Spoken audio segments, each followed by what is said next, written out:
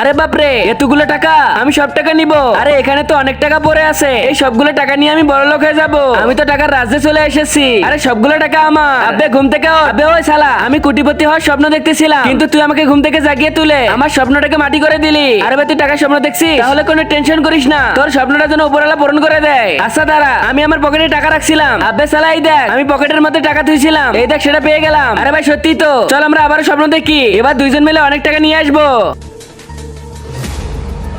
আরে ভাই, এটা আমরা কোথায় এসে বললাম? আরে ভাই, এটা তুই কোথায় নিয়ে আসলি?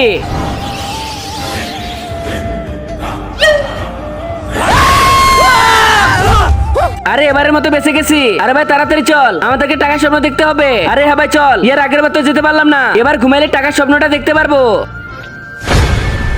আরে এটা আবার কোথায় আসলাম? আরে তোমরা ইয়ামলোকে চলে এসেছো। আরে এখানে কি করব? চল ফিরত যাই। এবার তোমরা ফিরে যেতে পারবে না। আরে কেন ফিরে যেতে পারবো না? কারণ এখন তোমরা কোনো স্বপ্ন দেখতেছো না, এখন তোমরা মরে গেছো।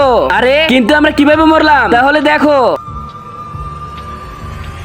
তারপর কি হয়েছিল দেখার আগে তুমি যদি তোমার মা বাবাকে ভালোবেসে থাকো তাহলে ভিডিওতে লাইক দিয়ে এই সাদা কালার সাবস্ক্রাইব বাটনটা চাপ দিয়ে সাবস্ক্রাইব করে দাও। আর যদি তুমি লাইক সাবস্ক্রাইব না করো তাহলে আমি ভেবে নিব যে তুমি তোমার মা বাবাকে ভালোই বাসো না। আর কমেন্ট বক্সে বলে যাও আই লাভ ইউ মা বাবা।